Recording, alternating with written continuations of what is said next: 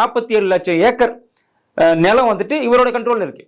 22,000 வணிக வளாகங்கள் இவரோட கண்ட்ரோல்ல இருக்கு. அப்ப இவ்வளவு சொத்துக்களை இந்த அரசாங்கம் உன்ன நம்பி கொடுத்திருக்கு, இவ்வளவு கோவில்களை இந்த அரசாங்கம் உன்ன நம்பி கொடுத்திருக்கு. அப்படிப்பட்ட அமைச்சர் எப்படி நடந்து கொள்ள வேண்டும்? ஆனால் அதற்கு அப்படியே தலைகீழாக என்னமோ இந்த ரோட்ல போற ரவுடி மாதிரியும், என்னமோ இந்த ரொம்ப இந்த லோஃபரா இருப்பாங்க பாருங்க, இந்த பிளாட்ஃபார்ம்ல எல்லாம் இருப்பாங்க பாருங்க, அந்த மாதிரி ஒரு ஆள் மாதிரி நீங்க பேசுறீங்கன்னு சொன்னா கொஞ்சம் கூட புத்தி இல்லாம அறிவு இல்லாம நம்ம யாருக்கிட்ட பேசுறோங்கிறது என்னமோ லோக்கல்ல அந்த தெரு சண்டை போட்டுப்பாங்களா, கோலாடி சண்டை போட்டுப்பாங்களா, அந்த மாதிரி ஒரு பக்தர்கிட்ட பேசுறாருன்னு சொன்னா இவர் அமைச்சராக இருப்பதற்கே லாய்க்கற்றவர். அது மட்டும் இல்லாம உங்களுக்கு தெரியும், பார்த்தசாதி கோவில்ல சமீபம் இந்த தமிழிசை சவுந்தரராஜன் அவ்வளவு கேட்கிறாரு. என்ன கேட்கிறாருன்னா, ஏன் இவ்வளவு பேர் போறீங்க? ஒரு கோவில்ல எவ்வளவு பேர் வேணாலும் போவான், அதை திறமையாக திராணியாக நிர்மாணிக்க வேண்டும், அதற்கு நல்ல ஒரு கட்டமைப்பை ஏற்படுத்தி கொடுக்கத்தான் ஒரு அமைச்சர். உன்னோட வேலை என்ன? அதான உன் வேலை. நீ என்ன பண்ணிடணும்? பக்தர்கள் வராங்க சொன்னாக்க அவங்களுக்கு தேவையான குடிநீர் வசதி, அவங்களுக்கு தேவையான லைனை சரி பண்ணணும், அவங்க வந்துட்டு கூட்ட நெரிசல் இல்லாம சாமியை தரிசனம் பண்றதுக்கான வசதிகளை செஞ்சு கொடுத்தா உன்னோட வேலை. நீ வேலையாள். நீ யாரோட வேலையாள்? பக்தர்களோட வேலையாள். நீ அமைச்சர்லாம் கிடையாது. எங்களுக்கு தேவையான வசதியை செஞ்சு கொடுக்கக்கூடிய ஒரு வேலையாள் நீ.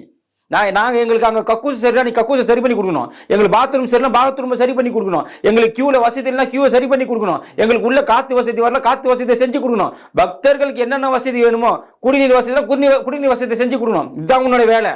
நீ அறநிலைத்துறை அமைச்சர் இருந்தாலும் உனக்கு 2 கொம்பு முளைச்சிருச்சான்னு இதை நான் சொல்லலை. ஒரு முதலமைச்சரை பார்த்து உங்களுடைய பிரசன்னா என்ற ஒரு செய்தி தொடர்பாளர் பேசினார். அதே தான் நாங்கள் உங்களுக்கு சொல்றோம். நீங்க வந்துட்டு அமைச்சர் என்பதால் உங்களுக்கு 2 கொம்பு முளைச்சிடல. அதுவும் இந்து அறநிலைத்துறை அமைச்சர்னாக்கா ஒரு கண்ணியம் இருக்க வேண்டும், ஒரு கட்டுப்பாடு இருக்க வேண்டும், ஒரு கோட்பாடு இருக்க வேண்டும். இது எதுவுமே இல்லாம ஒரு பப்ளிக் அவ்வளவு பேர் இருக்கா, பக்தர்கள் அவ்வளவு பேர் இருக்கா, அவங்க கிட்ட போய் நீ சோர் திங்கிறியா இல்ல நீ அப்ப கொச்சையான ஒரு வார்த்தையை நீ பேசுறன்னு சொன்னா, இதே வார்த்தையை மக்கள் திருப்பி உன்னிட கேட்டாக்கா, எங்க சொத்தை தாண்டா நீ திங்கிற, எங்களோட சம்பளம் தானே நீ வாங்குற, நாங்க உண்டியில போற காசு தானே நீ எடுத்து சம்பளம் வாங்குற, நாங்க உண்டியில போடுற காசு தானே நீ சொகுசா வண்டியில போற, நாங்க உண்டியில போடுற காசு தானே உங்க குடும்பமே வாழுதுன்னு சொன்னா நீ சும்மா இருப்பியா? கோவமா வராதா?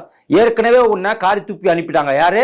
துப்புரவு பணியாளர்கள். ஏன்னா துப்புரவு பணியாளர்கள் இன்னைக்கு இவ்வளவு போராடுறாங்க, 200 நாட்களாக போராடுறாங்கன்னா அதுக்கு முக்கிய காரணமே சேகர் பாபு தான். இந்த சேகர் பாபு என்ற ஆள் இல்லைன்னாக்கா துப்புரவு பணியாளர் இந்த பிரச்சனை கிடையாது. இவருக்கு கமிஷன் வரணுன்றதுக்காக, இவர் ஊழல் பண்ணுன்றதுக்காக இவர் தான் ஒரு பிரைவேட் கம்பெனிக்கு கொடுக்குறாரு துப்புரவு வேலையை.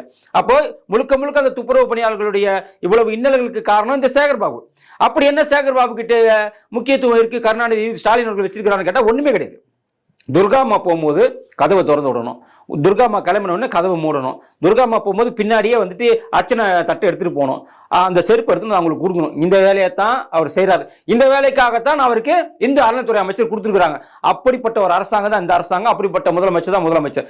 யாருக்கு என்ன கொடுக்கணும்னே இந்த முதலமைச்சருக்கு தெரியல சொன்னா அப்ப இந்த முதலமைச்சர் இல்லாம, அதாவது முதலமைச்சரா இருக்கிறது லாய்க்கு இல்லைன்றதை நம்ம புரிஞ்சுக்கணும்.